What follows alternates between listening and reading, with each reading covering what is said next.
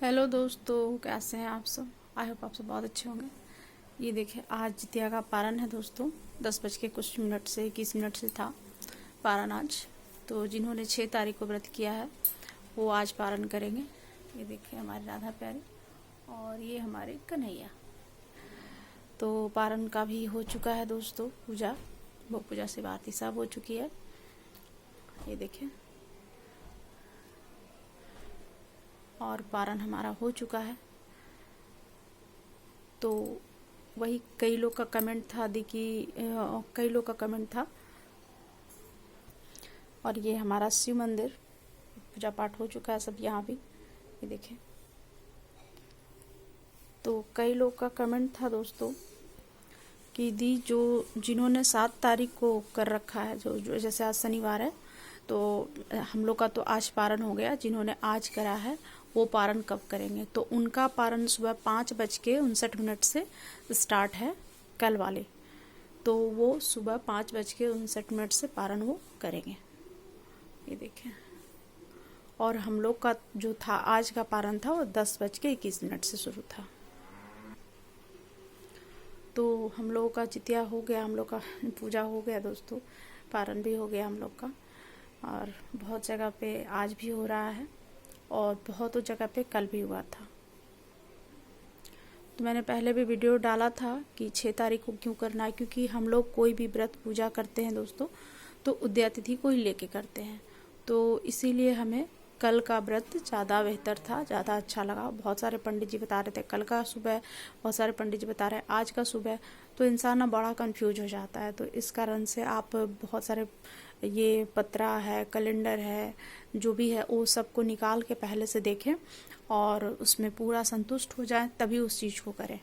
नहीं तो कहने के लिए तो बहुत लोग आज कर रहे हैं, कल कर रहे हैं, कहने के लिए बहुत कुछ होता है। बट जो सही नियम है, जो सही विधि है, लोगों के बातों पर ना चल करके सही नियम और सही विधि का ही पालन करें।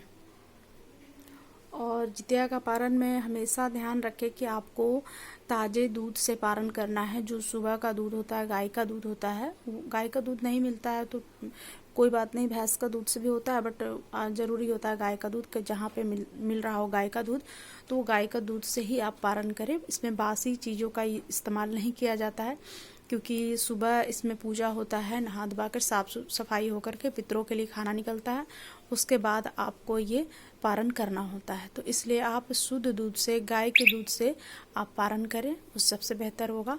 क्योंकि जो चिल्लों और सियारों का जो कहानी है ना, उसमें इसी तरीके से बताया गया है कि चील जो थी वो पारण करने के लिए ग्वाला दूध दूह रहा था, तो उसमें बाल्टी में उसका मुंह लगा कर उसने पारण किया था।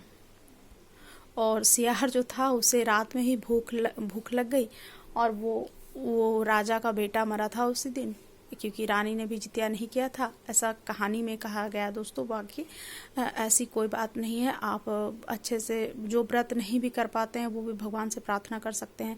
भगवान सबका सुनते हैं, भगवान सबका हालत देखते हैं। ऐसा नहीं है कि जिन्होंने नहीं किया है तो उसके लिए कोई दिक्कत वाली बात है, वैसा कुछ नहीं होता है दोस्तों। अपने श्रद्धा, अपने अनुसार से, अपने सामर्थ्य के अनुसार से हमें हर त्यौहार को करना होता है। तो वो था जो राजा का बेटा को वही पाकड़ के पेड़ के नीचे दबाया गया था, तो उसको निकाल के उसने रात में खा लिया। और जब चील ऊपर से पूछ रही है पाकड़ के पेड़ के ऊपर से कि बहन क्या खा रही हो, तो वो बोला कि अरे भूख के मारे मेरा दांत किटकिट कर रहा है, मैं कुछ खा नहीं रही हूँ। तो इस प्रकार से जितना भी सियार का बच्चा था वो सब मर गया, चील के बच्चे और भी बढ़ते गए।